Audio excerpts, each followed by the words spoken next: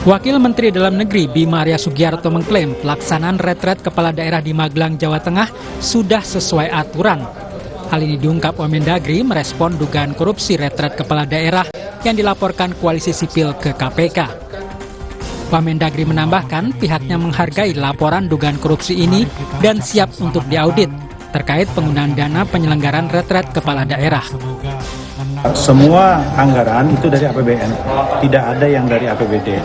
Ya, yang ketiga kami berterima kasih atas kritik atau pengawasan dari teman-teman aktivis atau masyarakat sipil, dan kami pastikan bahwa semuanya transparan dan semuanya sesuai dengan aturan.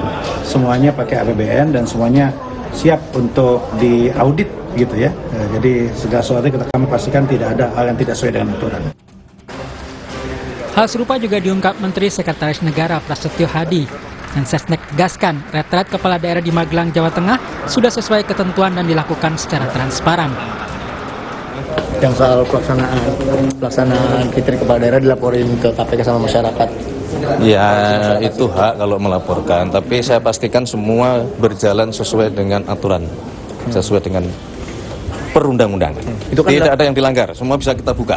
Itu kan kemarin kan dilaporkannya karena ini ya Mas, karena masuk ke rekening PT Lembah Tidar itu Mas. Ya kan itu prosesnya ya, itu kan pengelolanya prosesnya seperti itu. Tapi semuanya saya jamin semuanya terbuka, semuanya sesuai dengan prosedur. Termasuk yang PT Lembah Tidar. Oh iya dong. Itu berarti juga termasuk bagian dari dibuka dulu habis itu baru yang dapat itu PT Lembah Tidar gitu berarti Mas. Iya. Sebelumnya, Koalisi Masyarakat Sipil Anti Korupsi melaporkan dugaan korupsi pelaksanaan retret kepala daerah di Magelang, Jawa Tengah ke KPK. Dalam laporannya, pelaksanaan retret kepala daerah diduga tanpa melalui tender sehingga tidak sesuai dengan ketentuan pengadaan barang dan jasa. Bahwa siapa sih pelaksana dari tendernya atau dari kegiatan retret ini adalah PT LLI atau tidak LTI. Kemudian bahwa komisaris utama dan juga direktur utama dari LTI ini adalah anggota Gerindra dan juga pejabat administrasi, sehingga menimbulkan kecurigaan dan juga dugaan terkait dengan konflik kepentingan. Ditambah lagi terkait dengan konflik kepentingan ini dibuktikan bahwa tidak adanya proses pemilihan tender yang jelas, sehingga ini melalui penunjukan yang tidak terbuka dan juga secara transparan, karena ini melanggar peraturan terkait dengan pengadaan barang dan jasa. Merespon laporan Koalisi Masyarakat Sipil Anti Korupsi, KPK menyebut masih memverifikasi laporan dugaan korupsi retret kepala daerah. Melalui pesan tertulis yang dikirimkan ke redaksi Kompas TV, juru bicara KPK Tessa Mahardika mengatakan, secara umum laporan yang masuk akan dilakukan verifikasi, telaah dan full bucket. Bila ada bahan yang kurang akan dimintakan kepada pelapor untuk dilengkapi. Tim Kompas TV mencoba membuka laman LPSE Kementerian Dalam Negeri untuk mencari tender atau lelang retret kepala daerah di Magelang, Jawa Tengah. Hasilnya kami tidak menemukan nama-nama pemenang tender penyelenggaraan retret. Sebelumnya, retret kepala daerah digelar di Akmil Magelang, Jawa Tengah sejak 21 Februari hingga 28 Februari 2025. Dari 545 kepala daerah, ada 495 kepala daerah yang mengikuti retret di Magelang. Tim Liputan Kompas TV.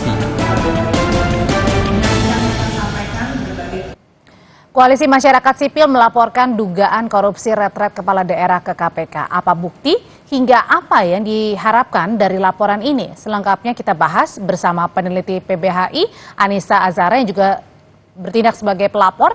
Malam Mbak Anissa.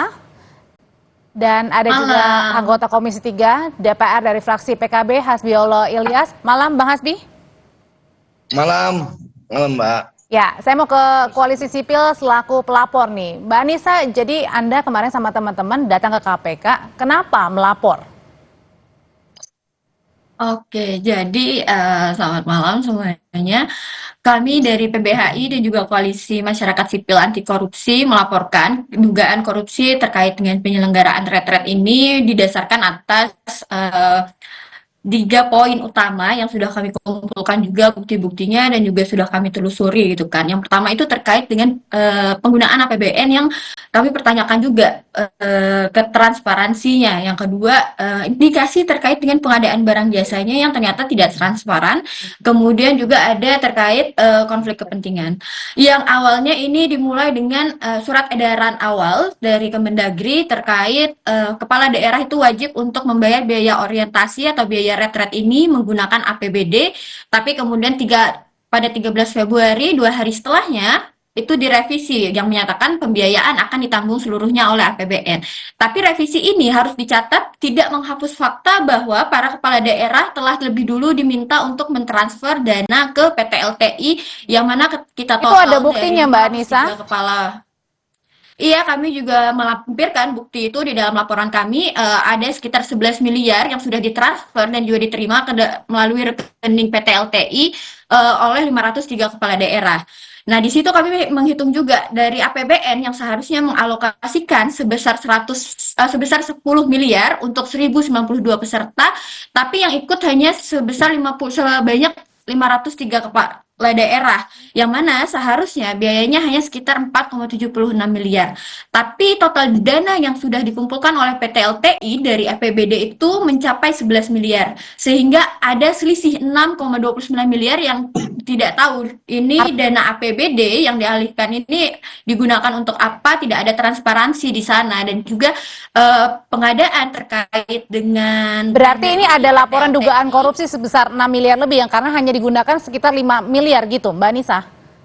Betul, karena kan itu salah satunya terkait dengan penggunaan anggarannya, kami sudah melampirkan juga dalam laporan kami. Nah, kemudian juga seperti yang di teman-teman Kompas mungkin sudah melakukan penelusuran juga, di dalam sistem informasi rencana umum pengadaan Kemendagri itu tidak ada proses pengadaan yang sah nih untuk penyelenggaraan retret. Oke, saya tanyain hal itu dulu ya, Mbak Anissa. Saya tanyain hal itu dulu ke Bang Hasbiola. Bang, ini ada laporan dari teman-teman dari PBHI, ada koalisi masyarakat sipil juga. Tadi ada dugaan korupsinya. Begini Mbak, menurut saya apa yang dilakukan oleh Mbak Anissa ini bagian dari kontrol dari masyarakat sipil ke pemerintah. Ini sesuatu hal yang sangat bagus menurut saya. Kritik supaya pemerintahan itu lebih kuat, makanya harus kontrol dari masyarakat sipil. Bukan hanya di parlemen, bukan hanya di institusi pemerintah yang mengontrol pemerintahan. Dan menurut saya kita harus praduga tidak bersalah, tidak bisa. Kita jangan sampai negara ini dibuat itu dengan asumsi.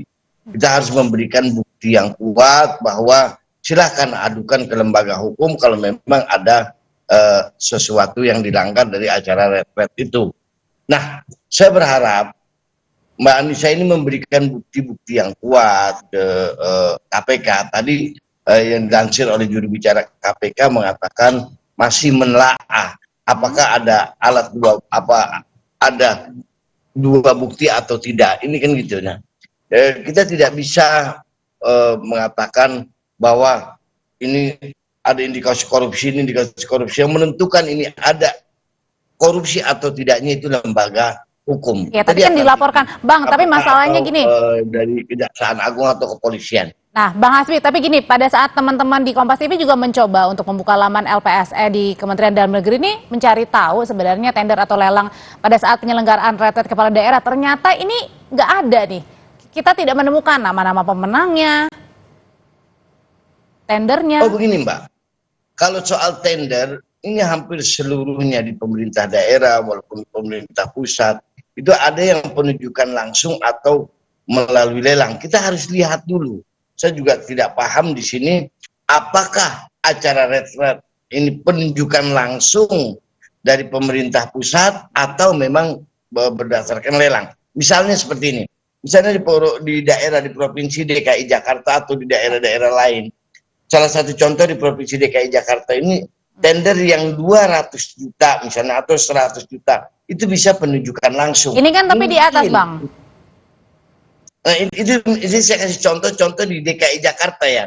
Kalau di nasional ini berapa gitu? Yang bisa memang memang penunjukan langsung atau skala di sini memang darurat untuk apa? Untuk pelatihan kepada kepala-kepala daerah yang memang harus digembleng supaya lebih baik nanti memimpin daerah. Oke, jadi alasannya tadi kedaruratan ya, makanya tidak ada proyek lelang maupun juga kemudian penunjukan langsung. Kita lihat Mbak. ini apakah kita lihat ya, saya juga kurang mengerti atau memang ini darurat atau alasan memang ini penunjukan langsung. Kan ada memang yang proyek itu penunjukan langsung. Bang Hasbi dari Mensesnek sendiri bilangnya kalau ini ada proses lelang nih, melalui proses lelang.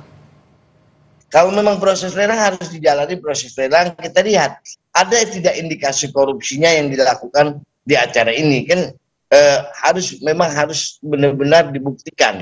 Seperti itu, Mbak. Oke. Karena ini saya mendukung apa yang disampaikan oleh sahabat kita ini, siapa namanya, Dahra ini, bahwa Anita kontrol dari masyarakat sipil ke pemerintah, supaya pemerintah yang bersih. Mbak Anissa, tadi tanggapannya kalau dari Pak Wamendagri bilang silakan saja kalau mau diperiksa di audit begitu, yang jelas ya kita transparan kok. Iya, karena kami juga memahami ya kalau kita ngomongin bahwa setiap proses hukum itu ada yang namanya asas praduga tak bersalah. Tapi karena itu kami juga mendorong laporan terkait dugaan tindak pidana korupsi ini kami laporkan ke KPK. Kami menegaskan lagi kalau laporan ini kita dasarkan pada bukti-bukti awal yang menunjukkan adanya indikasi penyalahgunaan wewenang, konflik kepentingan dan juga pengelolaan anggaran yang tidak transparan, di mana ini juga dapat dikenai terhadap tindak pidana korupsi. Nah, setiap orang yang dilaporkan memang belum tentu bersalah sebelum ada putusan hukum yang berkekuatan tetap, tapi itulah gunanya pelaporan ini kami lakukan karena tujuannya supaya mendorong proses penyelidikan yang profesional dan juga transparan oleh KPK supaya memastikan apakah benar terjadi pelanggaran hukum atau tidak, apakah memang benar juga ada indikasi korupsi yang kami telusuri ini dapat dibuktikan atau tidak oleh KPK. Tapi yang pasti kemudian juga oleh Wamendagri respon yang diberikan, kami rasa kami akan menunggu juga proses penyelidikan dari KPK dan juga mendorong supaya segera dibuka proses penyidikannya dan dilakukan secara objektif gitu kan dan berbasis bukti. Oke, dari komisi untuk laporan kami.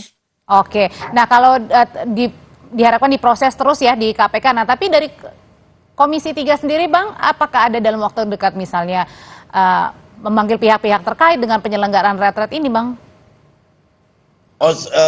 Belum terjadwal ya, belum terjadwal sampai hari ini. Yang kita jadwalkan memang kasus yang lebih besar, misalnya kita besok dengan Jampitsus pidana khusus Kejaksaan Agung membahas mungkin segala hal yang lebih besar, dalam artian misalnya soal Pertamina, soal yang lain.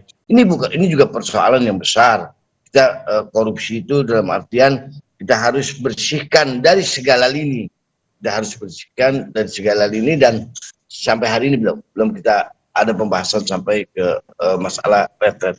Termasuk juga dengan belum ada pembahasan misalnya pemanggilan ke KPK misalnya untuk menelusuri laporan ini? Kita lihat perkembangannya sampai hari ini baru indikasi, indikasi belum kita lihat alat buktinya ada atau tidak. Oke, nah Mbak Anissa kan pada saat pelaporan kemarin juga retret sudah digelar. Nah rencananya kan memang ada retret gelombang kedua ya bagi yang kemarin berperkara di MK. Nah ini apa yang diharapkan dari laporan ini dan kemudian nanti akan ada retret gelombang kedua, Mbak? Harapan dari laporan ini tentunya kami mendorong supaya KPK memanggil para terlapor yang khususnya segera diperiksa atas dugaan ini. Kemudian juga seperti yang sudah disampaikan oleh Wamendagri, harapan kami juga utamanya adalah audit terhadap dana ini segera dilakukan, khususnya untuk dana APBD yang sudah ditransfer ke PT LTI. Karena apabila itu terbukti melanggar hukum harus dikembalikan ke negara dan itu adalah bentuk menguntungkan pihak-pihak tertentu gitu kan.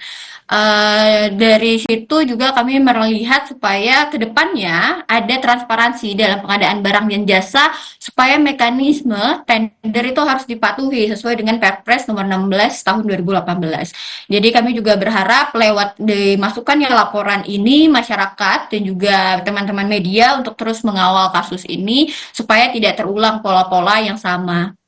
Oke, ada karena tadi ada laporannya, ada dugaan korupsi di sana gitu ya, yang dilaporkan oleh teman-teman dan juga termasuk Mbak Anissa. Terima kasih Bang Hasbiollah, terima kasih juga Mbak Anissa, selamat malam. Saudara.